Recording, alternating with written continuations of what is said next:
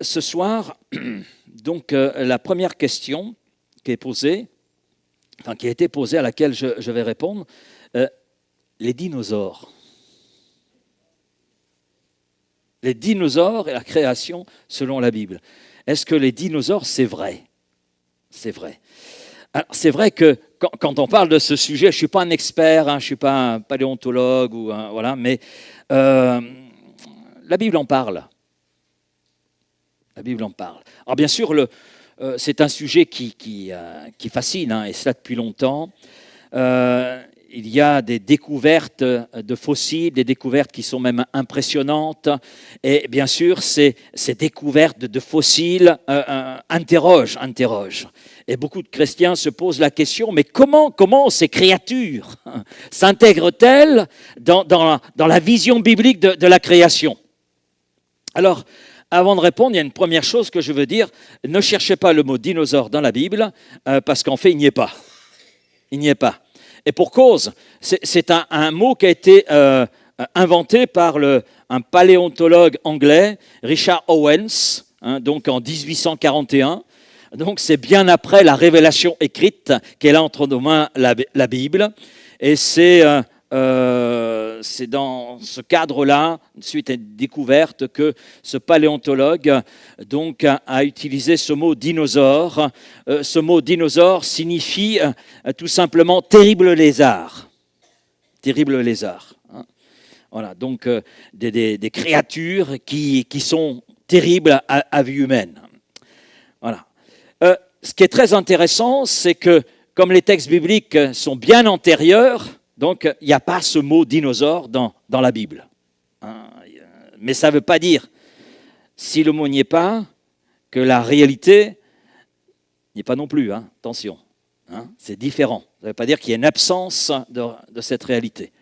Alors, c'est très intéressant, parce que hier, nous étions avec Raphaël, avec nos petits-enfants, on les a pour quelques jours, et nous sommes allés au centre commercial Vitrolles, Grand Vitrolles, et il y avait justement une exposition sur les dinosaures.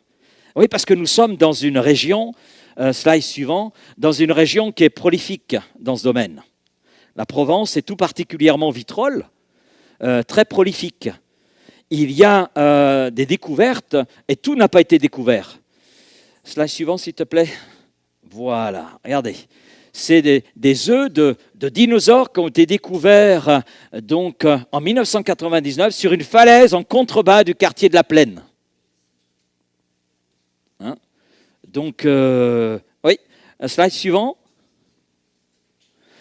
Et on a retrouvé un squelette, bien sûr, incomplet, partiellement articulé d'un dinosaure, du dinosaure ornithopode qui est herbivore.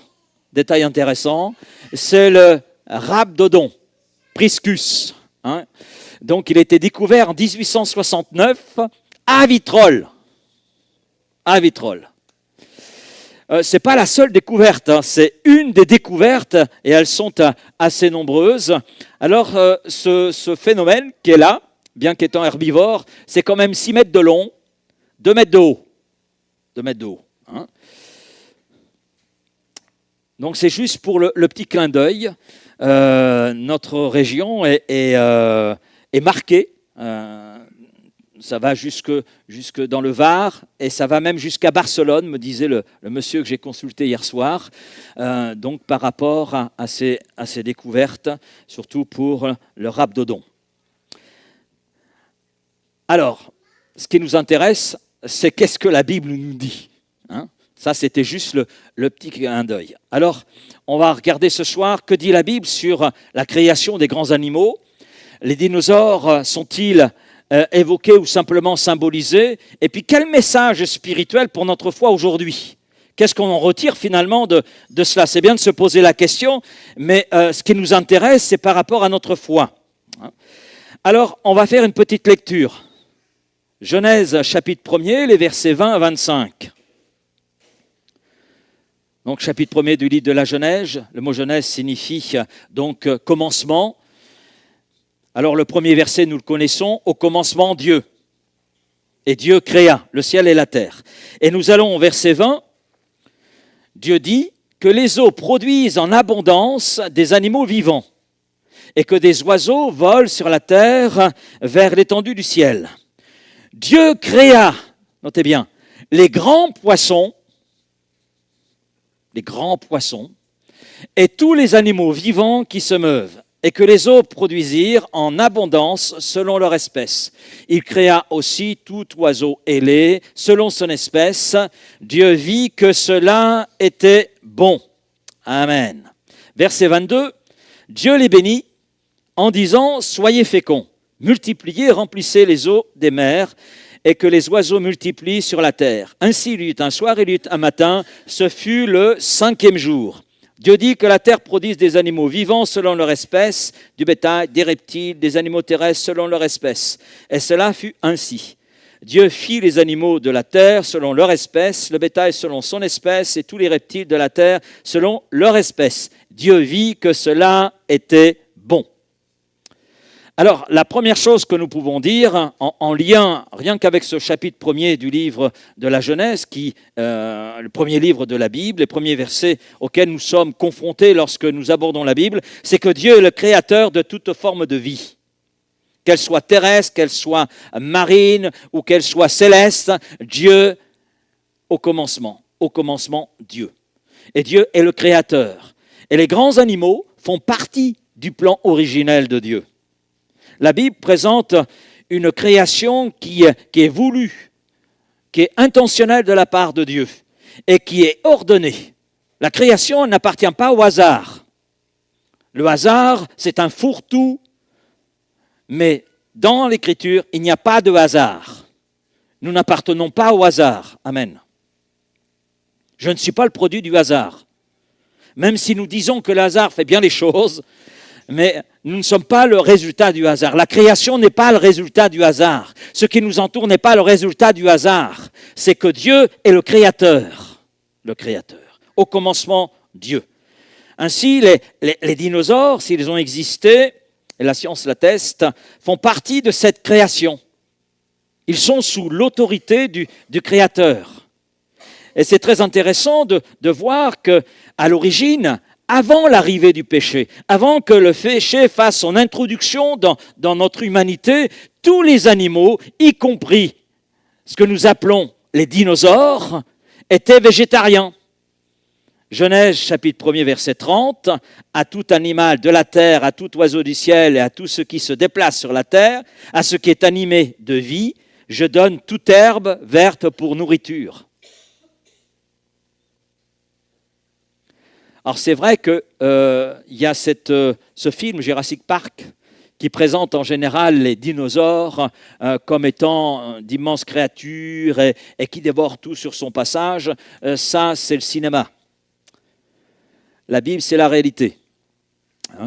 Donc on voit initialement, dans la création, tous ces animaux que Dieu a créés étaient herbivores. Et les rhaptodons, découverts sur Vitrolles, étaient herbivores. Alors, dans l'Écriture, très intéressant, on voit la création de créatures qui sont géantes. On va aller dans le livre de Job, chapitre 40, versets 15 à 24. Job, chapitre 40, versets 15 à 24. Ça va apparaître. Verset 15, c'est celui-là. Alors, verset 13, s'il te plaît, remonte encore. Encore. Voilà. Voici l'hippopotame. On va revenir dessus. À qui j'ai donné la vie comme à toi. Il mange de l'herbe comme le bœuf. Le voici. Sa force est dans ses reins et sa vigueur dans les muscles de son ventre. Il plie sa queue aussi ferme qu'un cèdre. Les nerfs de ses cuisses sont entrelacés. Ses os sont des tubes d'airain. Ses membres sont comme des barres de fer. Il est la première des œuvres de Dieu. Notez bien, il est la première des œuvres de Dieu. Celui qui l'a fait l'a pourvu d'un glaive. Il trouve sa pâture dans les montagnes, où se jouent toutes les bêtes des champs. Il se couche sous les lotus, au milieu des roseaux et des marécages. Les lotus le couvrent de leur ombre, les saules du torrent l'environnent, que le fleuve vienne à déborder, il ne s'enfuit pas, que le Jourdain se précipite dans sa gueule, il reste calme. Est-ce à force ouverte qu'on pourra le saisir? Est-ce au moyen de filets qu'on lui percera le nez? Alors là, on a affaire, c'est vrai, à une créature qui est impressionnante quand on regarde, sa force est dans ses reins, sa vigueur, donc dans les muscles de son ventre. Il plie sa queue donc aussi ferme qu'un cèdre, donc ça devait être quand même quelque chose d'imposant. Et il est bien précisé, il est la première des œuvres de Dieu. Donc il appartient à la création de Dieu. Dieu l'a voulu. Et c'est une créature, c'est vrai, herbivore, c'est exprimé dans le texte, assez massive, donc avec une queue assez puissante. C'est ce qui est exprimé. Donc dans l'hébreu, c'est le béhémoth. Alors les traducteurs de la Bible, quand ils voient béhémoth, ont des difficultés. Alors nous avons l'hippopotame. Voilà, l'hippopotame. Parce que l'animal qui semble se rapprocher le plus de la description, c'est l'hippopotame. Dans une autre traduction, on va trouver l'éléphant. Ben oui, quand on voit les pattes d'un éléphant, voilà ce que ça donne. Mais le problème, c'est ce que le texte dit. Et un hippopotame, il n'y a pas une photo qui suit avec l'hippopotame? C'est une petite queue quand même. Ben oui. Et puis l'éléphant, je crois que juste derrière, là aussi, ça ne correspond pas. Je ne vois pas une queue semblable au cèdre. Voilà. Là, recevoir un coup de queue ne me dérangerait pas trop. Bon, le coup de patte, c'est autre chose. Mais donc, c'est vrai que certains pensent qu'il s'agit d'un hippopotame. C'était la pensée, par exemple, de Louis II. Il n'arrivait pas à traduire ce mot, donc il a mis hippopotame. Et d'autres ont mis l'éléphant. Mais la description d'une queue semblable à un cèdre ne correspond pas justement à la description de l'hippopotame ou de l'éléphant. Alors certains y voient bien sûr un dinosaure, le sauropode. Il va apparaître, je crois, le sauropode. Il y est. Le voici. Voilà. Là, ça correspond mieux. Donc c'est vrai que c'est impressionnant, mais il est costaud, c'est vrai. La queue, oui, c'est imposant, mais il est herbivore. Herbivore. Quel est le sens spirituel dans tout ça? Dieu montre à Job quoi? Sa grandeur. Montre à Job son pouvoir créateur. C'est la première de mes créatures, dit Dieu. Et il présente à Job ses œuvres qu'il ne peut comprendre. Job est dans une situation délicate, il y a une succession d'épreuves, ça le bouscule, même sa santé est atteinte, il est atteint dans tous les domaines de sa vie. Et il dira dans le chapitre 42 qu'il concevait, sans les comprendre, les œuvres de Dieu. Et Dieu le place justement devant la grandeur de son œuvre et devant une description de certaines de ses œuvres comme le béhémoth.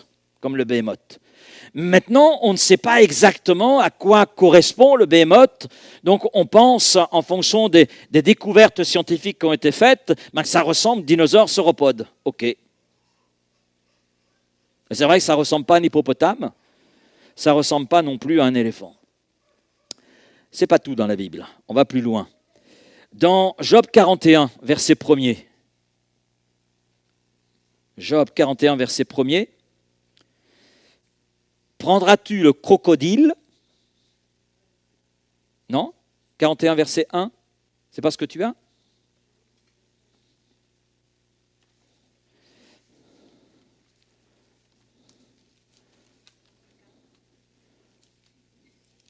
C'est lequel? Non, ça n'existe pas, le chapitre 44.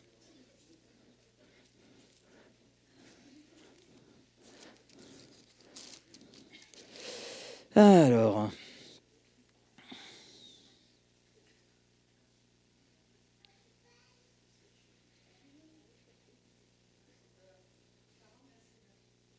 40, verset 20. Oui, très bien, merci. Ainsi, vous savez que on a beau être des hommes de Dieu, on est faillible. Parce qu'on est des hommes avant d'être de Dieu. Prendras-tu le crocodile à l'hameçon? N'essayez pas. Hein. Saisiras-tu sa langue avec une corde? Mettras-tu un jonc dans ses narines? Lui perceras-tu la mâchoire avec un crochet? Te pressera-t-il de supplications? Te parlera-t-il d'une voix douce? Un crocodile, je ne sais pas si vous avez vu une gueule ouverte de crocodile, vous n'avez pas envie de lui parler. Hein. Voilà, c'est la dernière chose que vous avez envie de faire. Et je ne pense pas qu'il va vous parler d'une voix douce. Voilà. Fera-t-il une alliance avec toi pour devenir à toujours ton esclave? Joueras-tu avec lui comme avec un oiseau? Oui, moi également. L'attacheras-tu pour amuser tes jeunes filles? Les pêcheurs en trafiquent-ils? Partagent-ils entre les marchands? Couvriras-tu sa peau de dard et sa tête de harpon? Dresse ta main contre lui et tu ne t'aviseras plus à l'attaquer. Voici, on est trompé dans son attente, à son seul aspect, eh bien, n'est-on pas terrassé? Alors, là aussi, Louis II a quelques soucis. Il s'agit de Léviathan ici, c'est le mot original. Et donc, ok, on comprend que c'est une créature marine redoutable. On comprend que c'est indomptable par l'homme, résistante aux armes, avec un souffle qui est décrit comme flamboyant. Donc, Louis II, devant cela, le Léviathan, ça ressemble à quoi? Donc, son image, mais c'est une image d'aujourd'hui, donc c'est le crocodile. Alors, c'est vrai que c'est imposant. Certains le préfèrent en sac à main, hein, mais là, il est entier. Hein. Donc, c'est vrai qu'on a là un être, le Léviathan, qui est décrit comme étant une créature terrible. Hein. Alors, que dit la science par rapport à cela? Elle pense que c'est le mosasaur, ça serait plus juste. À quoi ça ressemble, je ne sais pas. Voilà, donc, le voilà. Donc, c'est un semblant de requin. On a retrouvé le squelette de cet animal. Alors, c'est sûr, comme ça n'existait pas au moment où Louis II a traduit la Bible qui porte son nom, donc il est évident qu'il a mis ce qui pouvait éventuellement ressembler, donc le crocodile. Alors, quel est le sens spirituel? Parce qu'on a découvert, on a découvert des squelettes de cet animal impressionnant. Le Léviathan symbolise tout simplement la puissance du mal, que l'homme ne peut pas maîtriser. À travers cette image que Dieu donne à Job, il lui montre que Dieu seul domine ses puissances. Cet animal qui est décrit par Dieu, quand on lit le texte, en fait, symbolise le mal. Et Dieu montre que l'homme ne peut pas le dominer. Par contre, Dieu, dans sa puissance, oui. La puissance du mal est maîtrisée par Dieu. Parce que Dieu seul règne sur la création visible comme invisible. On va cette fois-ci dans Genèse chapitre 1er verset 21, on l'a déjà lu. J'y reviens, Dieu créa les grands poissons. Les grands poissons. Le mot qui est utilisé est traduit dans nombre de versions par grands poissons. En fait, c'est monstres marins. Initialement, monstres marins. Et il est dit, Dieu créa les grands poissons, les monstres marins, le cinquième jour. Le cinquième jour. Et puis, au psaume 74, verset 13, il est dit, c'est toi qui as fendu la mer par ta puissance, qui as brisé les têtes des monstres marins dans les eaux. Alors c'est une description poétique, bien sûr, de la victoire de Dieu sur les forces du chaos, qui sont symbolisées par ces créatures, ces monstres marins qui sont nés donc au cinquième jour de la création. Et quand on regarde le mot hébreu, Taninim, eh bien, on peut le traduire aussi par dragon marin, grande créature des mers, serpent géant également. et ça c'est en fonction du contexte, et ce terme englobe plusieurs formes de vie gigantesque, et peut-être comparable à certaines espèces donc, qui existaient avant qu'il y ait le déluge. Hein. Maintenant, il faut citer que dans le verset 26 et verset 28 de Genèse 1, l'homme n'a pas domination sur les monstres marins. J'ai trouvé cela intéressant. Quand Dieu dit à l'homme de dominer, il y a une chose qu'il ne domine pas, c'est les monstres marins. Et ça peut être compris comme des poissons imposants, on peut parler de poissons dans ce cas-là, mais des créatures très imposantes que l'homme ne peut pas dominer et que seul Dieu domine. Alors, quel sens nous trouvons en cela ? C'est vrai que Dieu nous a donné une autorité, mais cette autorité reste limitée, c'est lui qui reste le maître. Je crois que c'est l'une des leçons que Dieu nous donne à travers ces monstres marins. Alors la question qui peut être posée, c'est quand les dinosaures ont-ils existé ? C'est ça en fait. Alors comme ils ont été créés au 5e jour, l'homme a été créé quand ? Au 6e. Donc ça veut dire que Adam et Ève et leurs descendants immédiats ont côtoyé ces êtres terrestres, êtres marins. Ils les ont côtoyés. Ils les ont côtoyés. Et la question, bien sûr, qui se pose, c'est, mais quand ont-ils disparu ? Quand ont-ils disparu ? Il y a eu une catastrophe qui est décrite dans le livre de la Genèse. La terre était corrompue, nous dit Dieu. Et Dieu a envoyé le déluge. Le déluge. Et c'est à partir du déluge qu'une bonne partie de ces créatures ont là disparu. On ne peut pas dire qu'elles n'ont pas existé. Bien sûr, il y a plusieurs positions là-dessus. Il y a la négation de leur existence. Mais on ne peut pas dire que tous les fossiles qui ont été découverts, que ce soit sur Vitrolles ou ailleurs à travers le monde, on ne peut pas dire que ces choses ont été inventées. Elles ont été découvertes. Et certaines de ces créatures qui ont existé, eh bien, on a découvert l'entièreté du squelette. Pour d'autres, on a découvert une partie. Et on ne peut pas dire que ces choses ont été inventées. Pour certaines de ces découvertes, on les a trouvées sur des montagnes. Comment est-il possible de trouver des choses comme ça sur des montagnes, surtout quand il s'agit d'êtres marins ? Eh bien, ça, on comprend. Pour nous qui sommes lecteurs de la Bible, on comprend qu'il y a eu un événement mondial.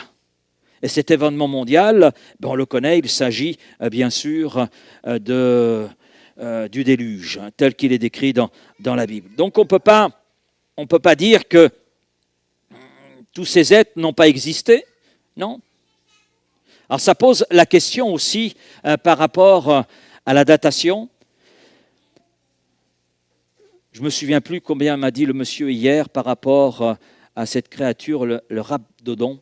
Je crois qu'il m'a dit 75 millions d'années. On a un chiffre impressionnant.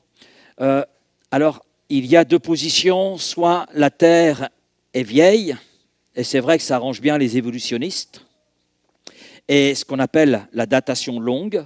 Hein, donc, on a une Terre ancienne. Ou alors, il y a cette position qui est un petit peu la mienne, notre Terre n'est pas si vieille qu'on veut nous le faire dire. Donc elle aurait entre 6 000 et 10 000 ans. Ce qui serait plus juste. Il est évident, on va le voir tout à l'heure, si on parle d'évolution, on a besoin de milliards d'années. Mais si on parle de création, on n'a pas besoin de milliards d'années, on a juste besoin de milliers d'années. Donc il y a ces positions qui sont là. Mais c'est évident que l'on ne peut pas dire que ces créatures n'ont pas existé. On a trop de fossiles, on a trop de références qui sont là. Maintenant, ce qui est beaucoup discuté parmi les scientifiques, c'est les problèmes de datation. Et je me souviens de l'histoire de l'os de poulet. Un os a été découvert. Et puis, il a été daté de plusieurs millions d'années, alors qu'en réalité, c'était un os de poulet qui datait de notre siècle. Bon, on a des petites choses comme cela. C'est des choses qui arrivent tout simplement parce que le scientifique a forcément dans son étude des préjugés. Il y a des idées préconçues. C'est comme un chrétien qui aborde la lecture de la Bible, il l'aborde en fonction de présupposés, parce qu'il a foi en Jésus. Il reconnaît Jésus-Christ comme son Seigneur et Sauveur. Donc sa lecture de la Bible sera en relation avec, justement, avec ces présupposés. Maintenant, quelqu'un qui ne connaît pas la Bible et qui reçoit ce livre entre les mains, pour lui, c'est un livre. Et si dans son idée, c'est un évolutionniste, il est évident que sa lecture va être en fonction. Hein? Maintenant, ce que je dirais en conclusion, les dinosaures ont été créés par Dieu, ce que l'homme a appelé dinosaures, que la Bible appelle Léviathan, etc. Oui, ce sont des créatures qui ont existé, qui ont été créées au 5e jour, l'homme au 6e jour, donc elles ont cohabité avec l'homme à un moment donné, et puis à travers ce jugement de Dieu sur l'humanité corrompue et dominée par le péché, il y a eu ce jugement qui est le déluge, et une bonne partie de ces créatures ont disparu. Et aujourd'hui, c'est très intéressant, je lisais un article, je crois que c'est la semaine dernière, concernant le crocodile. Le crocodile, c'est vraiment une énigme. C'est une énigme, le crocodile. Parce qu'on n'arrive pas à le dater. On n'arrive pas à le dater. Alors peut-être qu'il fait partie de ces créatures que l'on appelle dinosaures, parce que c'est vrai qu'un crocodile adulte, c'est quand même impressionnant. Vous avez eu la photo tout à l'heure. Elle ne date pas de la préhistoire, elle est récente. Donc on a cet animal qui pose question pour donc la science. Donc en conclusion, je dirais que la négation totale de l'existence des dinosaures, déjà elle est très minoritaire et souvent motivée par la crainte de la science. On n'a rien à craindre de la science. Même si quelquefois elle se trompe, mais nous ne sommes pas non plus, nous, à l'abri d'erreurs. Ce qu'il faut, c'est une lecture équilibrée de la Bible. Et puis les fossiles nous permettent justement de réconcilier la foi quelque part avec la science, parce qu'on a des termes qui sont là, qui nous parlent d'animaux impressionnants, qui nous donnent une description, d'ailleurs la Bible nous donne une description, comme nous l'avons vu, d'animaux qui impressionnent, mais qui ont réellement existé, qui étaient créatures de Dieu. Voilà donc ma réponse à cette question. Est-ce que les dinosaures ont existé? Oui. Ce qu'on appelle dinosaures, ces grands lézards géants. Ils ont existé. La deuxième question qui est posée, elle va un petit... Oui.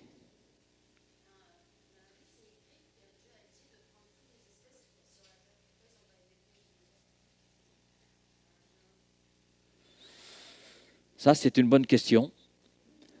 Donc, très bonne question. Voilà. Il faudrait que je l'envoie à Dieu pour qu'il me réponde. Et oui, pourquoi ces êtres imposants n'ont-ils pas été pris dans l'arche de Noé? Donc, à vrai dire, je ne sais même pas comment s'est faite la sélection, puisque là, je n'ai pas le rapport divin là-dessus.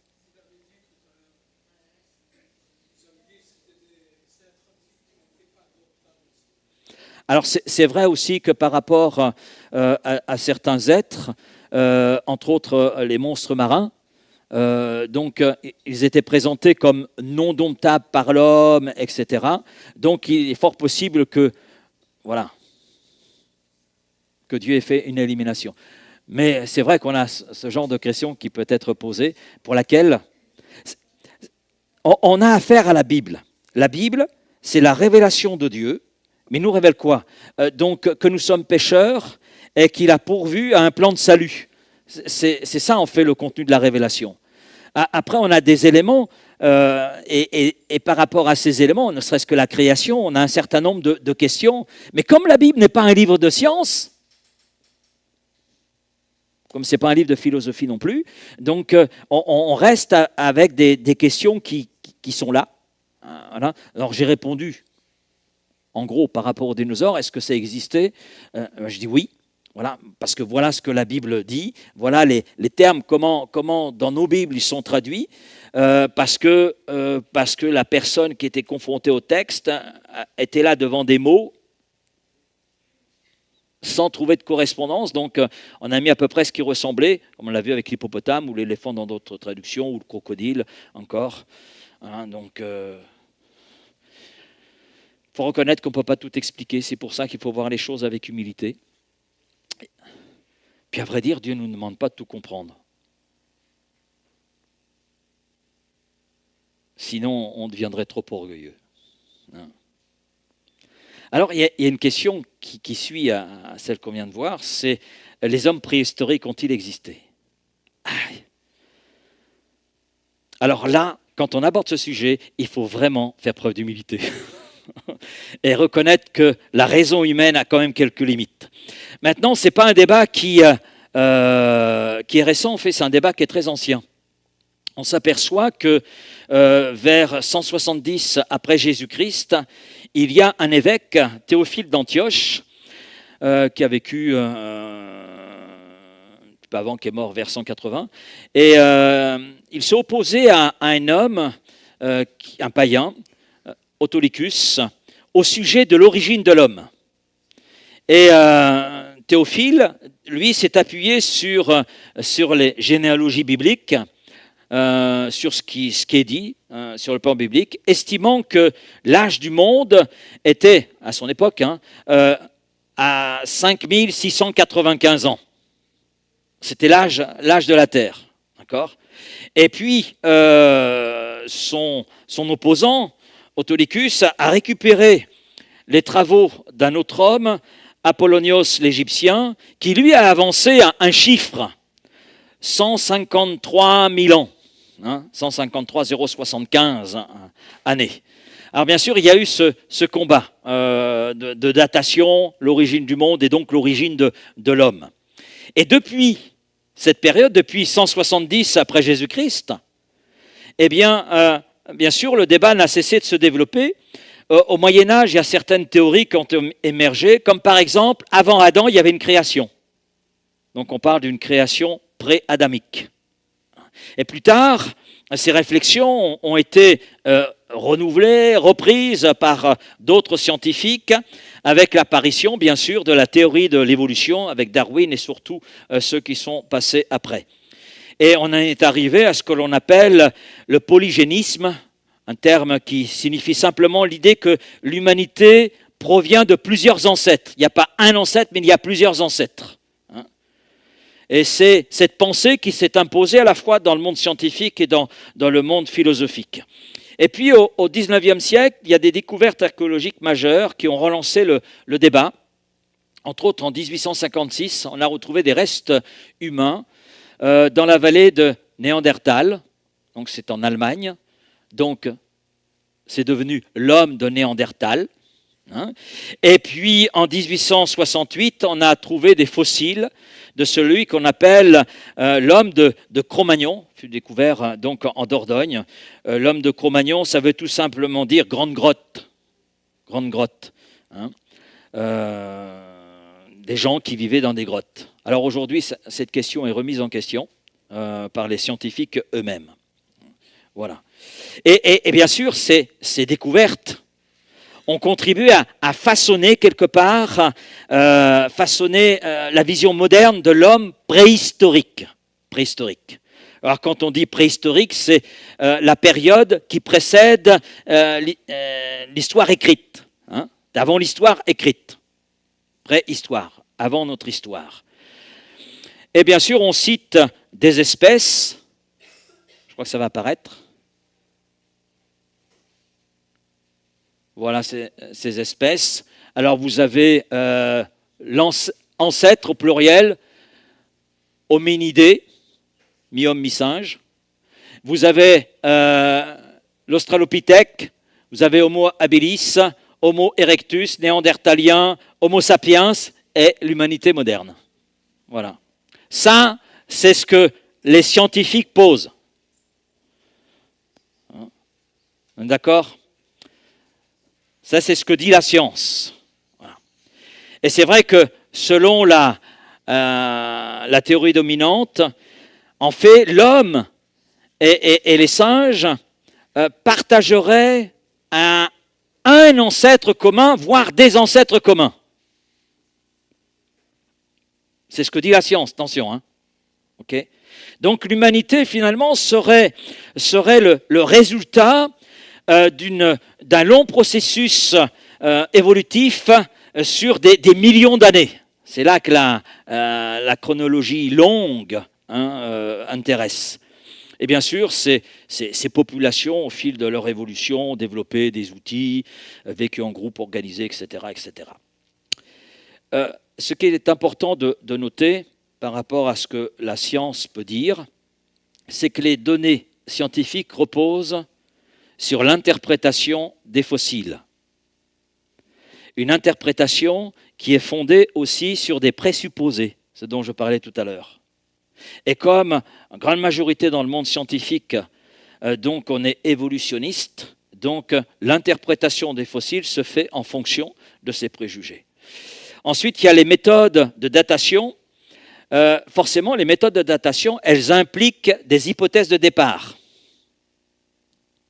Il faut partir sur une base. Donc, la base, c'est millions d'années ou milliards d'années. Hein. Et puis, bien sûr, les conclusions que l'on fait par rapport aux fossiles, par rapport aux méthodes de datation, eh bien, ça va être fonction si je suis évolutionniste, si je suis créationniste, si je suis entre deux, parce qu'il y a des gens entre deux, si je suis mixte, hein, il y a un créationniste, évolutionniste, etc. Et il faut savoir que dans le cadre académique actuel, la théorie de l'évolution est présentée comme l'explication principale de la diversité du vivant, ce qui implique forcément donc une chronologie avec des milliards d'années. Voilà. Alors ça, c'est ce que, je schématise, ce que dit la science. Alors, regardons ce que dit la Bible. D'abord, ne cherchez pas le mot homme préhistorique dans la Bible, puisqu'elle présente, elle, clairement, donc l'origine de l'humanité. Donc vous avez ce texte sous les yeux, Genèse 1, verset 26-27. Dieu dit, faisons l'homme à notre image, selon notre ressemblance. Dieu créa l'homme à son image, il le créa homme et femme. Ce qui veut dire que Adam est le premier homme créé. Il n'est pas issu d'un processus d'évolution. D'ailleurs, l'apôtre Paul, vous avez le texte sous les yeux, dit ceci, 1 Corinthiens 15, 45, le premier homme. Alors c'est très intéressant parce qu'en grec c'est o protos andropos, donc c'est vraiment le premier homme au niveau de la création. Premier de l'humanité. Donc le premier homme, Adam, devint une âme vivante. Le dernier Adam est devenu un esprit vivant. Bien sûr, il est question de Christ. Donc Paul parle explicitement, donc le premier homme, il ne dit pas un premier homme, le premier homme, et c'est dans un sens un peu absolu. Et il ne dit pas que c'est un homo sapiens évolué. Puisque le premier homme, si on poursuit verset 47, 1 Corinthiens 15, le premier homme tiré de la terre est terrestre, le second homme est du ciel. Oui, Jésus-Christ est venu du ciel. Il s'est humilié, se rendant semblable à nous. C'est ce que Paul développe, entre autres, dans l'Épître aux Philippiens, en chapitre 2. Donc, Adam est présenté comme un être créé. Voilà. Qui n'est pas le résultat d'une évolution, qui n'est pas transformé. Un être créé à l'image de Dieu. Et on sait que ce que Dieu fait est parfait. D'ailleurs, Dieu vit que cela était très bon. On a dans la création, au fur et à mesure des jours, Dieu vit que cela était bon, et à la fin, Dieu vit que cela était très bon. C'est-à-dire, c'était complet, conforme au plan initial de Dieu. Dieu n'a pas créé des prototypes pour arriver à une finalité. Non, Dieu n'agit jamais comme cela. Il a créé le premier homme, Adam, une âme vivante, donc, est une âme intelligente. Quand on regarde, lui voit passer tous les animaux et il donne un nom à chaque animal. Donc, ce qui montre qu'il avait déjà une intelligence bien développée. Donc, Adam n'est pas le processus d'un résultat d'un processus évolutif. Non, non. Il est créé intentionnellement, il est pleinement homme dès le commencement et il possède une relation directe avec Dieu. C'est ce que nous voyons. Genèse 3, verset 20, Adam donna à sa femme le nom d'Ève. Ève. Pourquoi? Parce qu'elle a été la mère de tous les vivants. C'est-à-dire la matrice. La matrice. Celle par laquelle le reste de l'humanité est arrivé. Et puis dans Acte 17, verset 26, il a fait que tous les hommes soient sortis d'un seul sang. D'un seul sang. Donc la Bible, quelque part, c'est pas quelque part, c'est sûrement, elle nous enseigne une unité généalogique de l'humanité. Il n'y a pas eu de rupture. Non, non. Mais il n'y a pas non plus, quand on regarde l'Écriture, dans ce que Dieu dit dès le livre de la Genèse, et ce que l'apôtre Paul peut nous dire dans ses épîtres, il n'y a pas de création pré-adamique, il n'y a pas eu d'essai auparavant, il n'y a pas eu de création auparavant. Dieu n'aurait pas manqué de nous le dire d'ailleurs. Et puis, c'est impensable, on va la voir tout à l'heure, parce qu'on va donner les raisons, lesquelles ce n'est pas possible ça. Donc les premiers êtres humains sont Adam et Ève, créés avec une intelligence complète, une relation directe avec Dieu et avec une domination, une autorité reçue de la part de Dieu. Donc selon la Bible, il n'y a pas d'évolution graduelle, aussi bien des animaux que de l'homme. L'homme a été créé directement par Dieu et distinct des animaux. Dès la création, il y a une distinction entre le monde animal et les humains, c'est clair. Et Adam est le tout premier humain biologique. Cela signifie qu'il n'y avait pas d'humain avant Adam, ce que certains avancent. Donc la théorie de la création pré-adamique affirme que Dieu aurait créé des êtres humains avant Adam. Adam ne serait pas le premier homme biologique, mais le premier homme spirituel, moral et en lien avec Dieu. Mais on n'a rien dans l'Écriture qui nous permet de penser cela. Loin de là. On a tout ce qui nous permet de penser le contraire. Et j'ai cité Genèse 3.20, où Adam donne le nom d'Ève à sa femme, parce qu'elle était la mère de tous les vivants. Et ce nom signifie la vie, la vivante, soulignant le rôle finalement central d'Ève dans la création et dans la suite de la création au niveau de la procréation. Et puis, Genèse 1.1 débute avec ces mots « Au commencement, Dieu créa le ciel et la terre ». Ce qui sous-entend qu'avant, il y avait quoi? Il y avait Dieu. Dieu et rien d'autre. Il n'y avait rien si ce n'est Dieu lui-même. Le ciel et la terre, c'est ce que nous connaissons aujourd'hui. Il n'y avait pas un ciel ou une terre auparavant. Et ce que nous connaissons aujourd'hui, on sait que c'est appelé à disparaître pour faire place à de nouvelles terres et de nouveaux cieux. Adam est la source unique de l'humanité, mais aussi du péché.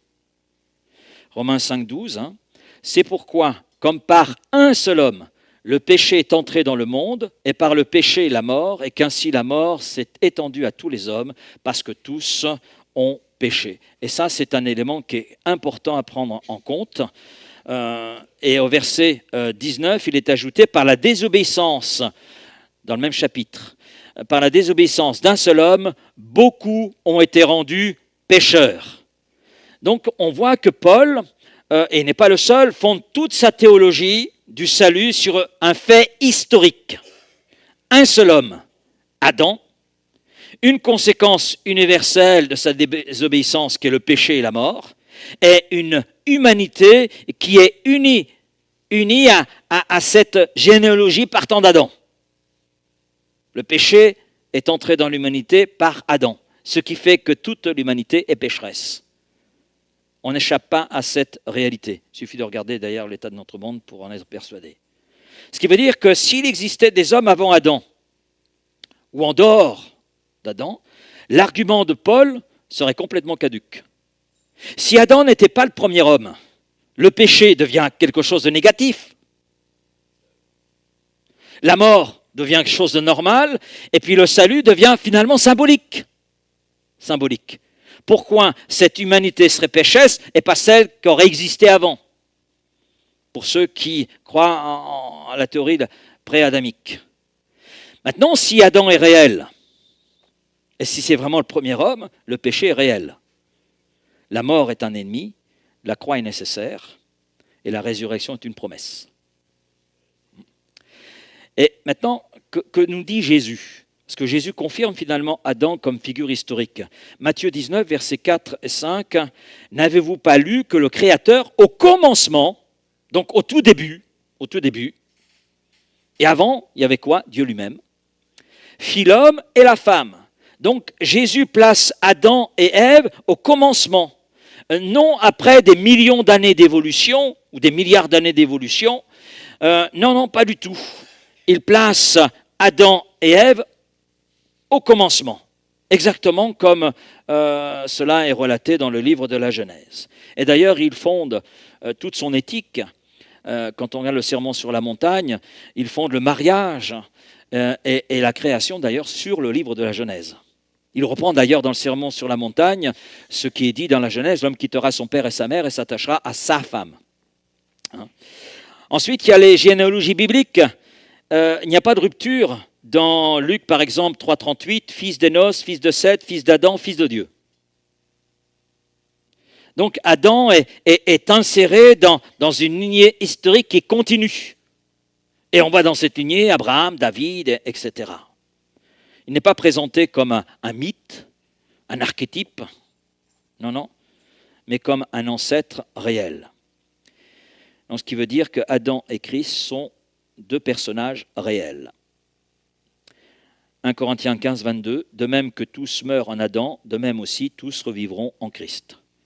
Donc là, Paul ne compare pas un mythe à une personne réelle. Non, Adam et Christ sont tous deux des hommes historiques. L'un, c'est le premier homme, par lequel le péché est entré dans l'humanité. Le deuxième, c'est Christ, qui a quitté le ciel de gloire pour se rendre semblable à nous et nous apporter le moyen de salut. Alors, la question, bien sûr, les hommes préhistoriques, ce que l'on utilise derrière ce mot, ont-ils existé? Alors, si l'on entend par des hommes anciens ayant vécu avant l'Écriture, la réponse peut être oui. Il existait des populations humaines vivant dans des conditions différentes des nôtres, c'est évident. Nous, on a des maisons béton, voilà. D'autres ont des maisons en bois, d'autres ont des maisons en terre, d'autres ont des maisons en bambou, etc. Je me souviens, lors d'une visite d'un musée à Mulhouse, mes filles me posaient la question, « Papa, cette télévision, elle est de ton époque ?» Parce que pour qu'elle marche, il fallait mettre des pièces. Alors, non, ça c'est un peu avant moi. Voilà. Et puis après, il y avait un téléphone, vous savez, un téléphone, voilà. Et puis, papa, ça c'est de ton époque? Oui. Oh, bah dis donc, heureusement qu'il n'y a pas ça aujourd'hui. Ah, c'est sûr. Voilà, c'était pas transportable, c'est vrai. Donc elles étaient là, devant des objets, devant des choses, et posaient la question, papa, ça c'est de ton époque? Alors certaines choses, oui, c'était ce que j'ai connu enfant, et puis d'autres, ah bah non, ça c'était mes grands-parents, donc c'était bien avant moi. Hein. Il y a même des choses que j'ai découvertes comme cela, donc avec mes filles. Oui. Donc c'est évident qu'en fonction des époques, on n'a pas vécu dans les mêmes conditions, on n'a pas... nous, c'est très bien, assiette en porcelaine, etc.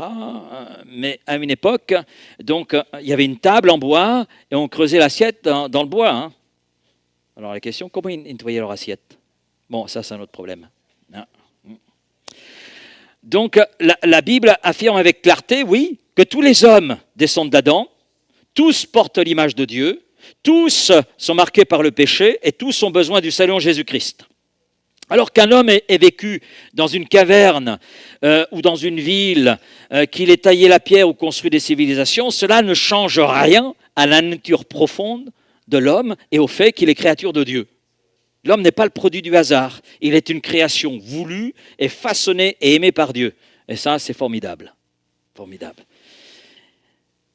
Et finalement, quand on regarde un petit peu cette question, est-ce que l'homme préhistorique a existé ? Finalement, ce n'est pas de savoir d'où vient l'homme, si on refuse que Dieu est le créateur, c'est de savoir qu'en fait, la mort est réservée à tous les hommes. On passe tous par la mort. Et qu'il est important, donc, d'y réfléchir. Après la mort vient le jugement. La comparution devant le juste juge qui est Dieu. Et donc, c'est notre positionnement par rapport à Dieu qui est intéressant. Maintenant, par rapport à ce sujet, on va aborder quelques photos. Voilà. Lucie, telle qu'on l'a représentée hier, qui serait un ancêtre, mais bon. Mais voilà Lucie aujourd'hui, comme on la représente aujourd'hui. Vous ne remarquez pas une différence ? Hein ? Voilà. Oui, parce que la science s'est développée, il y a de nouvelles méthodes de datation, il y a un certain nombre d'instruments aujourd'hui qui sont utilisés dans la science et qui remettent un peu en question certaines choses. Photo suivante, s'il te plaît. Là, vous avez donc une reconstitution en 1950 de l'Homo erectus. Et puis, en 2025, donc on a 1950, ça c'est proche du singe, hein. Et puis vous avez en 2025, bon, c'est pas moi qui les ai inventées ces photos, hein. J'ai vu des... Voilà. L'homme de Néandertal. Donc là, c'est 1950, 1970, et puis là, vous avez 2020. Oh, ça vous ressemble, hein?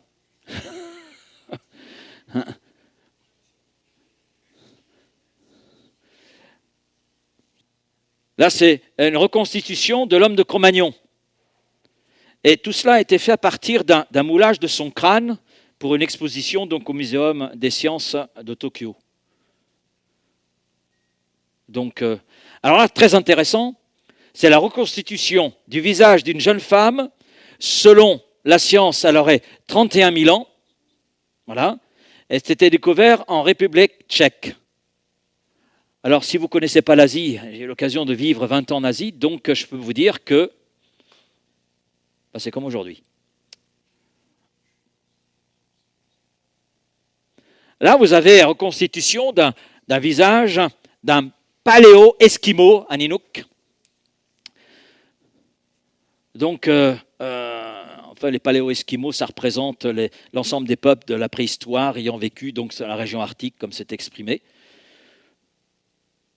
Vous voyez une différence avec aujourd'hui ? Non, pas trop. Hein. Oui, moi non plus. Je pourrais le saluer. Voilà. Bon, je ne connais pas sa langue, mais... OK. Photo suivante. Alors ça, c'est la reconstitution. Les scientifiques ont travaillé, scientifiques dans différents domaines, ont travaillé sur la reconstitution d'un visage d'un Égyptien de 30 000 ans. Bon, à vrai dire, il nous ressemble. Hein. Il nous ressemble. Photo suivante. Alors là, vous avez des hommes préhistoriques. Ils sont beaux, hein. Des hommes préhistoriques de différents continents. Voilà.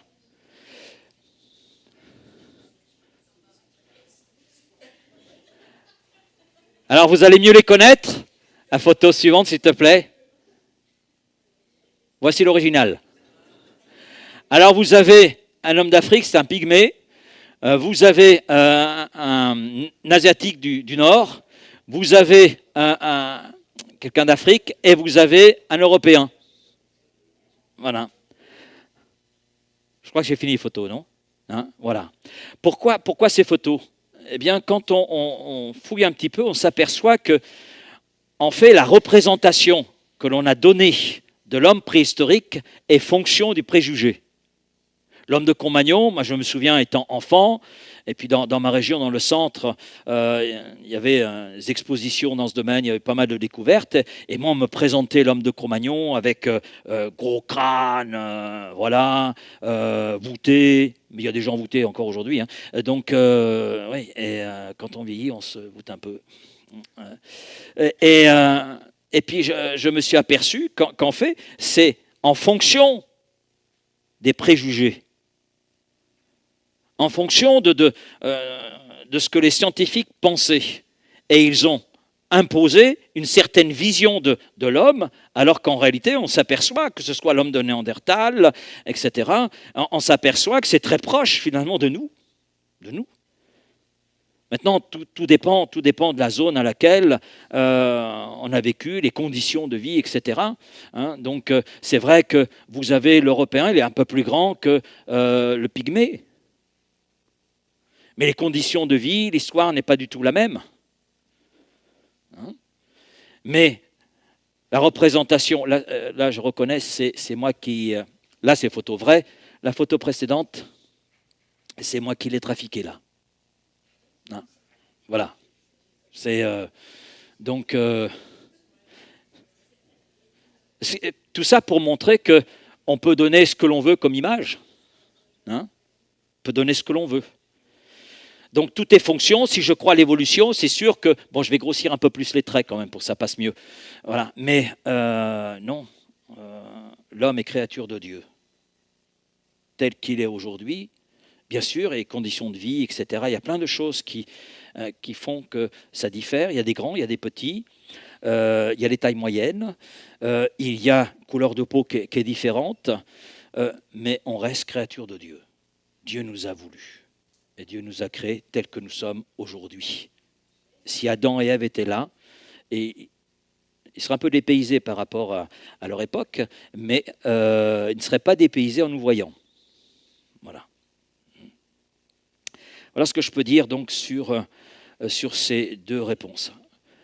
Alors, ce n'est pas forcément parfait comme réponse. Hein. Je ne suis pas un scientifique à la base, loin d'être paléontologue, mais c'est bon d'avoir des éléments qui nous permettent de réfléchir et puis de constater que dans ce que dit la Bible, bien c'est fiable. Dieu ne nous a pas laissé un livre comme ça au hasard, il nous a laissé sa révélation pour qu'on le découvre lui, pour qu'on établisse une relation avec lui. Et ce qu'il nous dit est vrai. Est vrai. Et son présupposé, c'est qu'il nous aime. Et ce qu'il dit est en relation avec cet amour qu'il a pour nous. Et il l'a manifesté de façon magistrale en donnant Jésus-Christ. Voilà pour ces deux questions. Je vois que le temps avance. On va prier le Seigneur. Hein? Seigneur notre Dieu et Père, nous te bénissons pour ces moments. C'est vrai qu'on a une soirée un petit peu particulière, puisqu'il était question de dinosaures, hommes préhistoriques. Seigneur, et on a eu cette réflexion, et surtout autour de ta parole. Seigneur, que tu fasses tout simplement ton œuvre en nous. Mais ce que nous voyons, c'est la grandeur de ta création. Ça, c'est une certitude. Ce que nous remarquons, c'est la précision aussi de ta création. Seigneur, tu n'as pas créé un prototype pour créer quelqu'un de parfait. Non, non. Tu as créé un homme parfait qui a failli, c'est sûr, mais à vrai dire, si nous étions à leur place, nous aurions fait la même chose. Oui. Si nous avions été à la place d'Adam et Ève, nous aurions eu le même comportement. Il suffit de regarder ce qui se passe aujourd'hui. Seigneur, notre humanité reprend à son compte le comportement d'Adam et Ève. Alors on ne leur jette pas la pierre, parce qu'ils traduisent quelque part ce que nous sommes, mais nous savons qu'en Jésus-Christ, nous avons la vie. Et ça, c'est quelque chose de précieux. Et de savoir que nous n'avons pas été créés au hasard, tu nous as voulu. Tu as voulu chacun d'entre nous. Tu as créé chacun d'entre nous. Nous sommes différents, c'est vrai, mais tu nous as voulu. Nous sommes aimés de toi, et c'est bon de le réaliser. Nous sommes aimés de toi, nous sommes soutenus par toi. Tu es celui qui nous garde, tu es celui qui nous protège. Et Seigneur, je te remercie. Merci pour cet amour manifesté. Merci pour cet amour révélé en Jésus-Christ et cet amour que tu portes envers chacun d'entre nous. Notre identité, elle est là en toi. toi qui es notre Dieu et Père. Alors merci Seigneur et merci de bénir mes frères et sœurs, les amis qui sont là et tous ceux qui nous écoutent, Seigneur, que chacun puisse accéder à cette révélation de Jésus-Christ comme Seigneur et Sauveur. Amen. Amen.